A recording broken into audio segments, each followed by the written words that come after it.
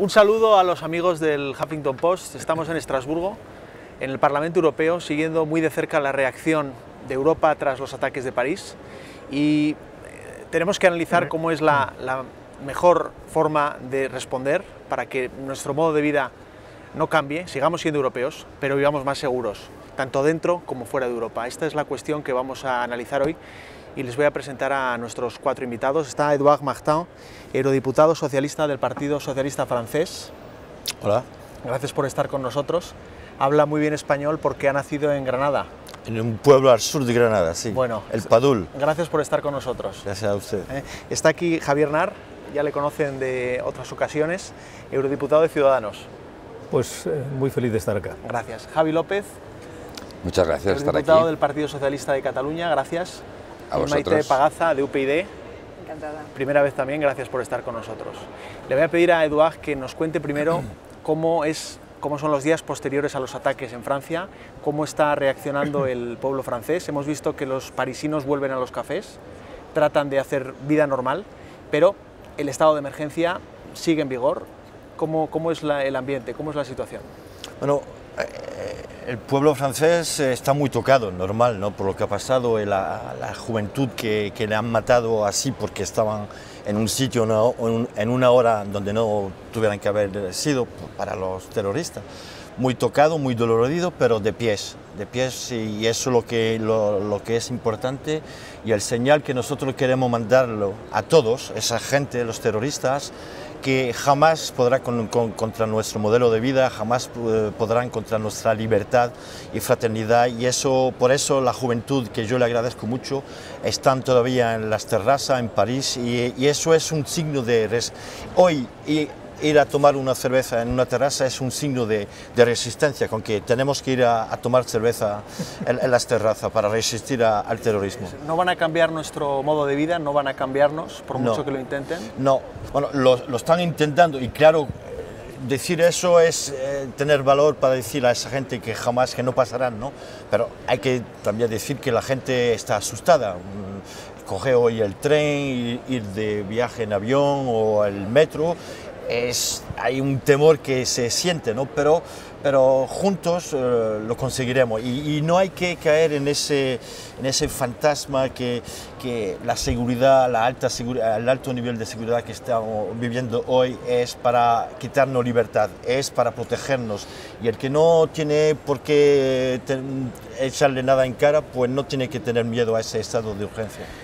Javier, es un ataque contra París, los parisinos, los franceses, pero también es un ataque contra los europeos. Nos han atacado a todos. Es un ataque contra un sistema de vida que se fundamenta en el respeto a los derechos humanos, en las libertades, y en consecuencia no es un ataque a París, como el ataque de Madrid no fue un ataque a los españoles, fue un ataque a todos. A mí lo que me preocupa son dos cosas. La primera, que no existe coordinación en los servicios de información europeos. Tiene una cierta explicación, y es que hay desconfianza en ocasiones respecto a ciertos servicios, pero por lo menos que determinados países, por ejemplo Francia, España, Gran Bretaña, Italia, Alemania y otros más, tengamos una coordinación absoluta en los servicios de información es vital, y en este momento no existe, sencillamente por criterios en ocasiones de pequeño nacionalismo. Y en segundo lugar, en el momento en el que cambiemos nuestras constantes de respeto a los derechos humanos y respeto a nuestras libertades, que no significa desatender la seguridad, están ganando ellos. Cuando en Estados Unidos acabaron con las Torres Gemelas, de paso acabaron con dos Torres Gemelas, la Declaración de Derechos Humanos y la Convención de Derechos Políticos, los dos de Nueva York, porque Bush, creando el aberrante Acta Patriótica, dio la razón a los terroristas y se convirtió y realizaron actos que son perseguibles bajo el Código Penal y bajo la justicia internacional, Guantánamo, torturas, lo que significó toda la barbarie del Acta Patriótica. Nosotros no debemos Son errores que no debemos repetir nosotros. No es un error, eso es un crimen, está tipificado. Javi López, ¿qué podemos hacer los europeos a nivel interno? ¿Qué es lo que, aparte de dar apoyo, nuestro cariño al pueblo francés?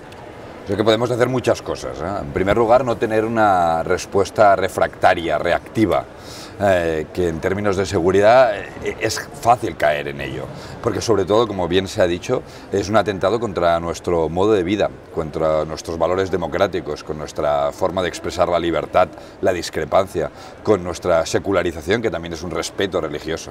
Contra todo eso es un atentado. Entonces, por ello, la firmeza en la condena tiene que ir acompañada de la firmeza en la defensa de nuestro modo de vida, de nuestros valores democráticos, sabiendo que es evidente que tenemos un desafío y un reto en términos de seguridad que necesita tomar medidas extraordinarias. La coordinación de las inteligencias es una cuestión clave, pero no solo eso.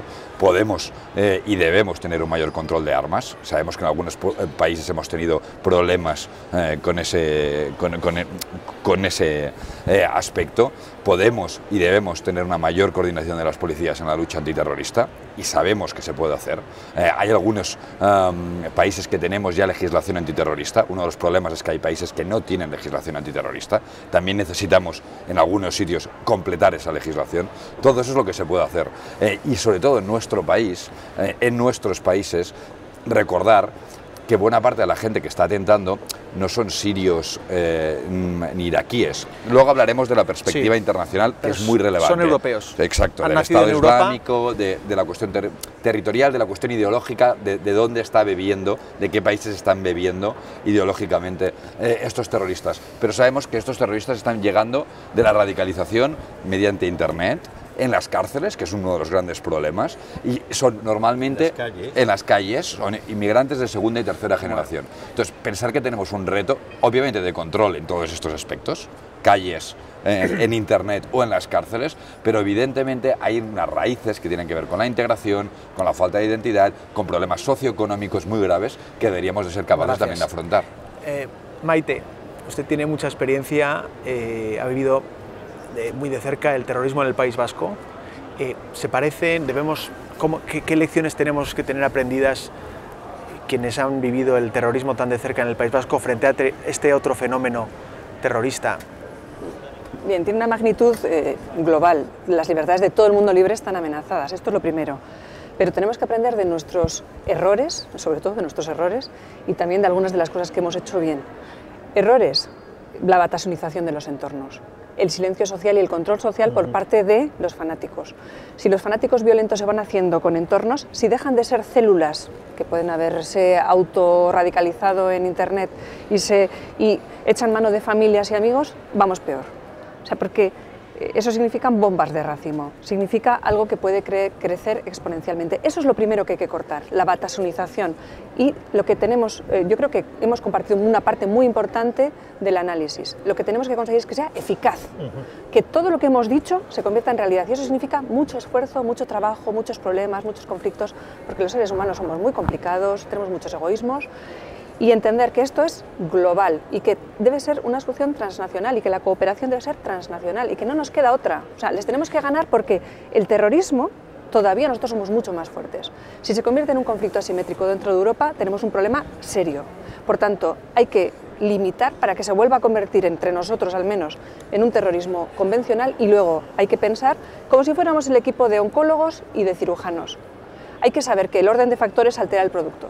Hay que saber cuándo se actúa en cada cosa, cómo se les debilita desde el punto de vista económico, cómo se debilitan las células, que esto es lo más fácil con quimio, digamos, lo de las células, que no se batasunice, que no infecten todo el tejido social, que no entre el miedo, porque el miedo, cuando el miedo es importante, la gente se somete a ellos. Y si nos sometemos mentalmente, hemos perdido. Nuestra libertad mental es tan importante como la otra. Y hemos sido un poco ingenuos viviendo sin fronteras en Europa, en Schengen, pero los terroristas no tienen fronteras, se mueven por Europa y nuestras policías siguen siendo nacionales, nuestra inteligencia sigue siendo nacional y es paradójico. Uno de los que practicó los atentados en París escapó, pasó por la frontera, le interrogó Francia, la policía francesa, pero no tenía información que sí tenía la policía belga y por eso precisamente sigue en busca y captura a este señor. Sí, pero Schengen Schengen puede ser perfectamente inteligente y funcionar perfectamente bien, pero es que nosotros aquí en el Parlamento vemos constantemente que el Consejo intenta no hacer aquellas cosas que se han acordado. O sea, lo hemos visto una y otra vez. Te voy a dar un dato.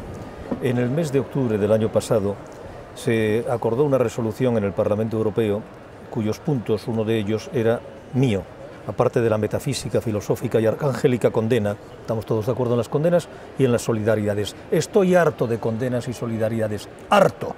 Yo requerí un punto que aparece, que es el punto 5 y creo que el punto 12, donde se decía que se iba a perseguir criminalmente a quienes financiaran, ayudaran, apoyaran, comerciaran, recibieran y de cualquier manera colaboraran con el Estado Islámico. Bien, yo en el mes de febrero de este año y en octubre otra vez requerí a la Comisión para que me dijeran cuántas sociedades, cuántas personas habían sido perseguidas por lo que yo conozco, lo conozco perfectamente, significa apoyo económico, comercial, financiero al Estado Islámico.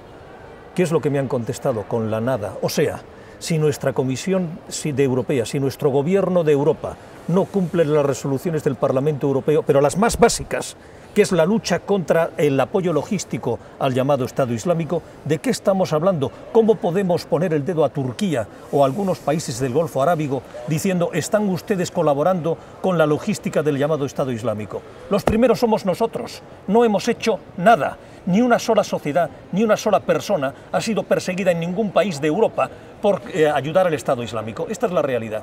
¿Qué podemos hacer, Eduard, para ayudar más a Francia en estos momentos? Parece que hay una falta de... hay muchas declaraciones, muchas ideas buenas, pero parece que no somos capaces de actuar, no hay tiempo que perder. Estamos debatiendo desde hace ya 15 días sobre las consecuencias del terrorismo. Yo creo que también hay que debatir sobre las causas del terrorismo. Y no es para ¿cómo decir?, para encontrar... ¿cómo se dice? Es que no me sale la palabra. ¿Culpables o...? No. Justificaciones. Justificaciones. Pero cuando Europa se da como política de tener una política de austeridad, porque hoy el alfa y el omega de la política europea es de mantener los presupuestos de cada país. Por ejemplo, yo he visto lo que lleva la política de austeridad en Francia. En Francia teníamos una política de tener muchos educadores de calles, educadores que iban al encuentro de la juventud, de la gente, estaban en las calles, educadores, pagados por el Estado francés. Y exactamente para bajar los presupuestos y los gastos, esos educadores de calle ya no existen. Y como se dice, la naturaleza no le cae muy bien el vacío, pues ¿quién ha ocupado ese espacio? ¿Quién ha ocupado el espacio? Pues muchos imames radicales que vienen a tener unas palabras muy radical contra nuestro modelo social, económico, nuestro modelo de vida. Y entonces, porque la cuestión es una verdadera cuestión, ¿cómo puede ser que jóvenes nacidos en nuestros países, con nuestra educación, con nuestra cultura, llegue a un momento a ir a matar gente que son como ellos, con 25, 26 años? ¿Qué le puede poder pasar por la cabeza?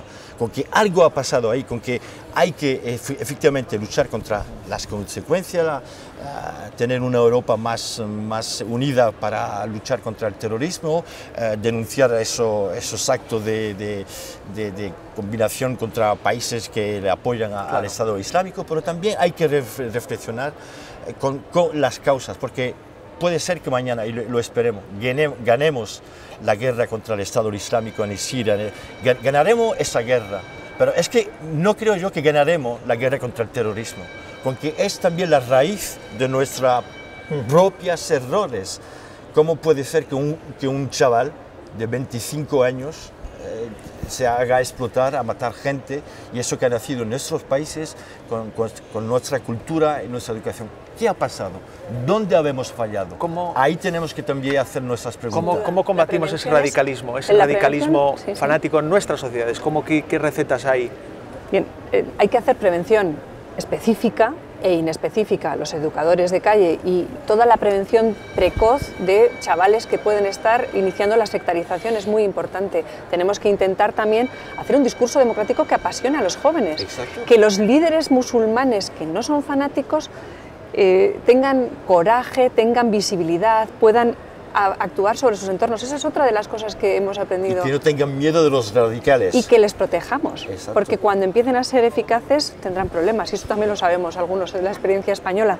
O sea, todas esas cosas hacen falta. Hace falta creatividad en Internet. Ellos, los fanáticos violentos, utilizan ingentes cantidades de dinero. Nosotros somos absolutamente rácanos. Vídeos al estilo Hollywood para propagar el terror. Y nosotros tenemos migajas para la red de desradicalización europea. Necesitamos dinero, creatividad, talento, pasión democrática, y hace falta que el mundo islamista genere buenos discursos que sean absolutamente neutralizadores del fanatismo violento. Javi. Yo creo que se ha utilizado una palabra que es clave, que es el vacío, que ha llenado un vacío, y tiene que ver en gran medida también con la identidad, ¿no? ¿Por qué tenemos gente de segunda y tercera generación que no tiene identidad en nuestras sociedades? Hay problemas de integración, hay problemas socioeconómicos que se han ido apuntando, y tiene que ver con los valores sobre los que vertebran, y por eso la educación, la prevención es clave en todo esto. Pero el vacío no solo se ha producido en la identidad de algunos jóvenes en Europa, que es utilizada para radicalizarlos, sino también ha sido el vacío geopolítico que se ha producido en Oriente Medio y en el norte de África durante los últimos años, producto de varias cosas: de la retirada de Estados Unidos, paulatina, producto de las intervenciones internacionales, que se han demostrado un absoluto desastre. El Estado Islámico en gran medida es un subproducto de la invasión de Irak, porque es un producto especialmente iraquí que luego utilizó la guerra civil siria para ampliar su campo de influencia y construir un paraestado, ¿no? Y combatirlos también en el exterior. Y en el exterior, evidentemente, que hay que hacer varias cosas, pero hay que hacerlas con consenso político, intentando construir gobernanzas inclusivas. Porque uno de los problemas que ha pasado, por ejemplo, en Irak, es que ha habido una gobernanza no inclusiva con el colectivo suní, que después ha permitido que se desarrollara lo que se ha desarrollado hasta ahora. Por eso es posible que el último paso tenga que ser, afrontar una operación militar en Siria, pero para antes saber con quién, cómo construimos una gobernanza después. Y por eso las conversaciones... Como sigamos filosofando, y llevamos filosofando 20 meses... Por supuesto. Y como sigamos, y lo digo así como es, cogiéndonosla con papel de fumar, y no realizando un ataque estratégico sobre lo más débil que tiene el llamado Estado Islámico, que es su logística, que es un absoluto escándalo. Mientras no se ataquen los puntos débiles del adversario, que es la logística, seguiremos haciendo filosofía y el Estado Islámico seguirá creciendo. Por supuesto. Y perdona, y te digo y concluyo. Y mientras, cuando Francia nos pide asistencia, miremos para otro lado y nos pongamos de perfil, porque es Francia quien pone su esfuerzo sobre el terreno, y nos pide a Europa asistencia y no se contesta positivamente, yo como español siento un inmenso vergüenza, un inmenso bochorno, porque no es miopía, es ceguera. Sí, y yo creo que es tan importante hacer como dos cosas. Uno, tener un operativo militar para luchar contra el Estado Islámico y pensarlo con los actores de la zona, con los grandes actores estratégicos, y sobre todo hacerlo después del diálogo político con todos los actores implicados dentro de Siria y fuera de Siria. Por eso yo creo que las conversaciones que hay en Viena, que están habiendo en Viena desde hace pocas semanas, es una buena señal. Están implicados Turquía, Irán, Arabia Saudí, y empiezan a estar implicados actores dentro de Siria. Y eso es lo que tendríamos que poder hacer.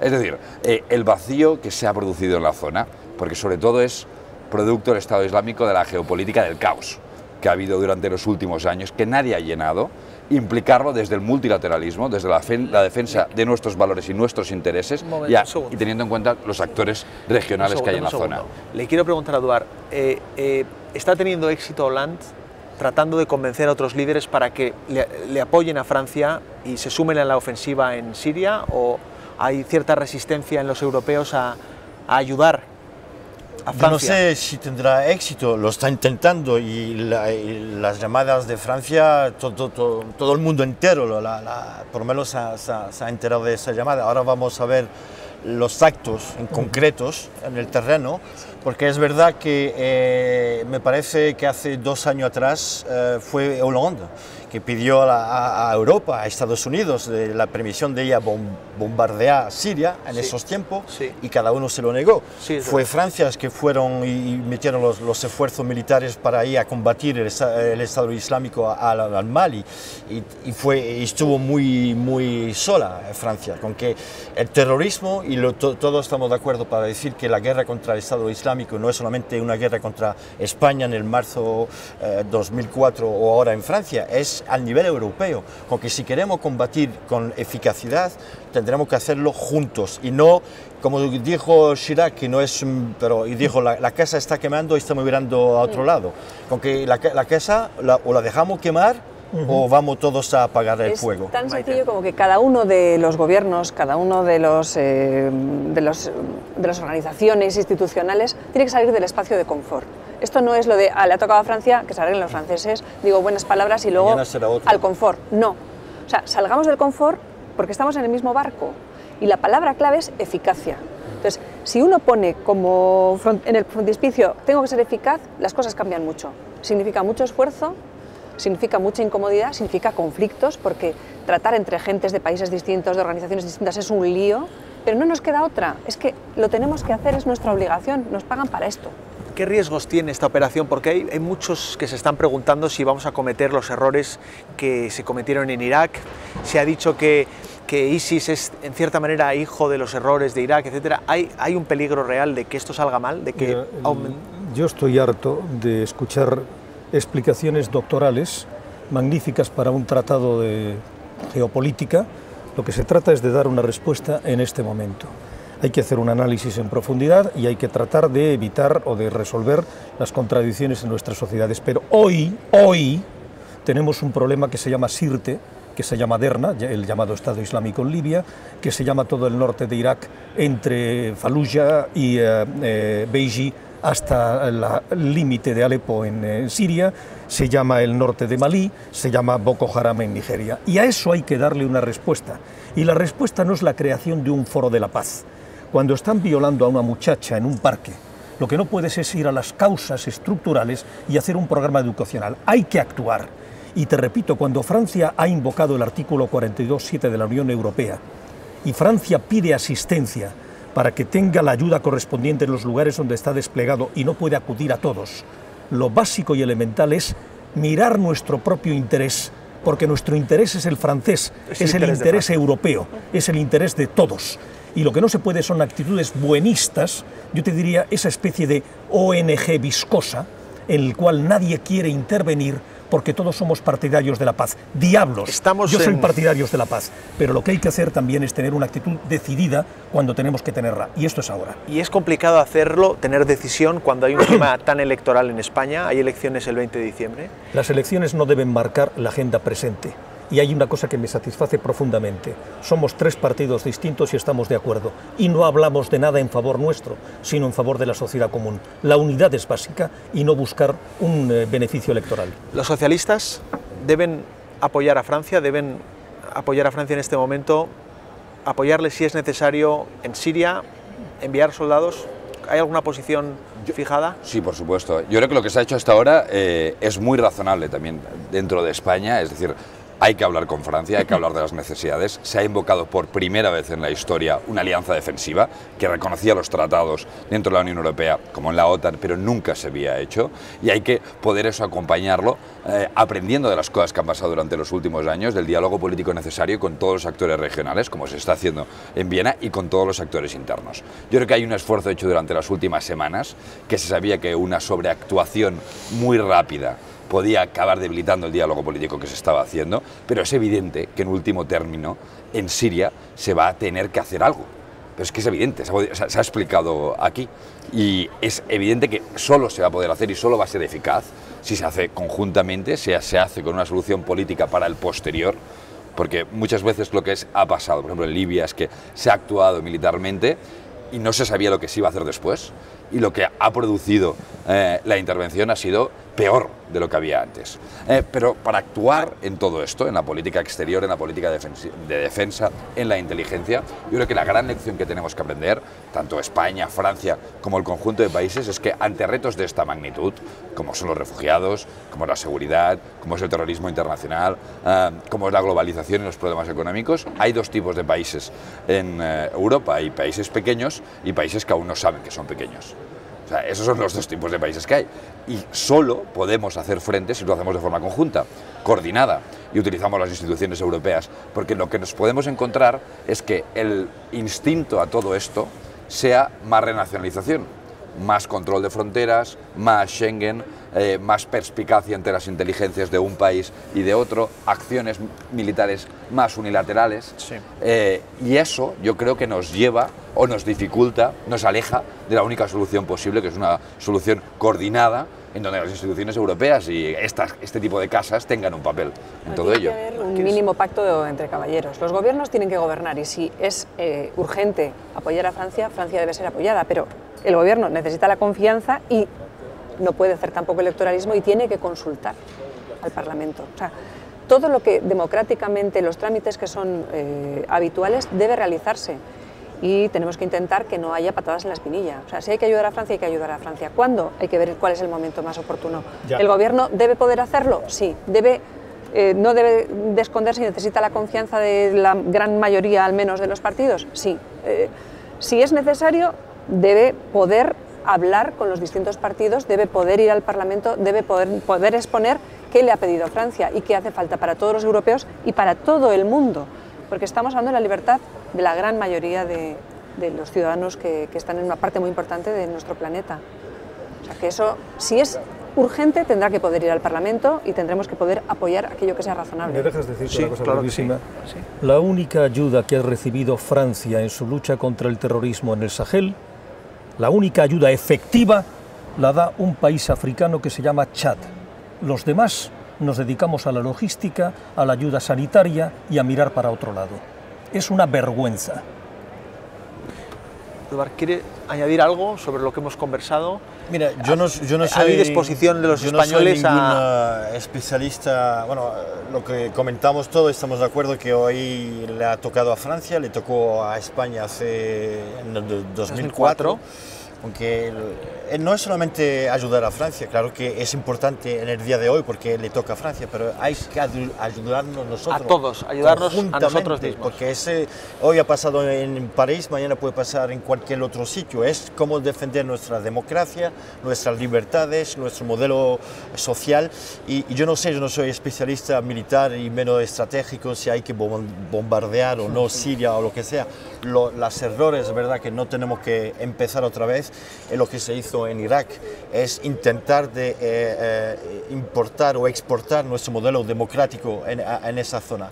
Nosotros no somos para quien exigir que ellos copien nuestro modelo. Lo que tenemos sí es que darle un término a esa barbaridad, a esos terroristas, a esas bandas que meten el fuego y la muerte y el terrorismo por todos los sitios. Pero eso es lo que tenemos. Eso es de nuestra nuestra es una cuestión interesante responsabilidad. porque quizás eso suponga, en aras de la seguridad, de ser realistas, que tengamos que convivir con el dictador Assad en el poder. ¿Es eso un precio que quizás haya que pagar? Mira, hay dos cuestiones. La primera, por cada europeo muerto hay 100 árabes muertos. Esta es la realidad. Y nosotros, respecto a esos 100 árabes muertos, hemos mirado para otro lado y hemos permitido la barbarie del llamado Estado Islámico sin que tuviéramos una actitud decidida, ni logística, ni de colapso financiero o de colapso de sus comunicaciones y de sus ayudas materiales, que son fundamentales. Sin eso no hubiera podido vivir durante 20 meses. En segundo lugar, tampoco hemos tenido ninguna resolución sobre lo que significa el contexto de la evolución política en los países. Por ejemplo, en Siria, cuando comenzó la rebelión, en lugar de apoyar decididamente a ese sector bastante confuso, pero que existía, laico, porque Siria es un país como Irak, era uno de los países más, vamos a decir, asimilables en su laicidad a Europa, lo que hicimos fue mirar para otro lado, como en Bosnia, y dijimos no hay que incrementar la violencia. Y ahora tenemos la radicalidad absoluta. Frente a esto, ¿qué tenemos como alternativa? Seguir conversando entre nosotros. En este momento hay que tomar una acción decidida porque el problema es decidido. Y te diré más, lo que es terrible es que estemos hablando después de 130 muertos y haya sido necesario 130 muertos franceses para que empecemos a pensar que el problema no es de después del sábado pasado, es de mucho antes, que lo sabían perfectamente nuestros líderes políticos y no hicieron y no hacen nada. Eso es muy importante, estoy de acuerdo que las primeras víctimas del terrorismo de esa gente son los árabes, los africanos, ellos mismos. Y hay miles y miles y miles de víctimas y verdad. Y hemos estado, millones de refugiados de guerra. Y por eso los millones están huyendo lo que nosotros estamos hoy condenando. ¿Y cómo se puede condenar a esa gente que intenta de huir el barbarismo? Con que eso también es nuestra responsabilidad. Del Estado Islámico llevamos hablando aquí en el Parlamento desde el primer día que llevamos, que empezamos la legislatura. Hay puntos, digamos, en nuestra agenda de debate sobre esto, no es ninguna novedad. El tema es que ahora nos afecta directamente a nosotros y por eso clama al cielo que sea necesario tener ataques hoy aquí para poder actuar, pero es evidente que se necesita. Hoy vivimos con 7 o 8 millones de refugiados entre el norte de África y Oriente Medio, 4 millones de refugiados solo de la guerra de Siria, y está muy relacionado con los grupos terroristas, como bien se ha explicado, que hay en Nigeria, que hay en Mali, que hay en Libia, que también es un país ahora mismo fallido, que parece tener Somalia en la Mediterránea y que especialmente padecemos en Irak y en Siria. Un último comentario. Sí, has puesto el acento en la parte más problemática y más sensible. Vivimos ya en un mundo multipolar, ya no existe un único gendarme para el mundo. Lo que hace falta es tener aliados suficientes para decidir que se termina con la parte más clara del tumor y hacerlo de una manera pues, que sea ordenada y que pueda minimizar una parte muy importante de lo que estamos viviendo, para que no vaya más. Bueno, gracias a los cuatro y seguiremos muy de cerca la reacción de Europa a los ataques de París. Gracias.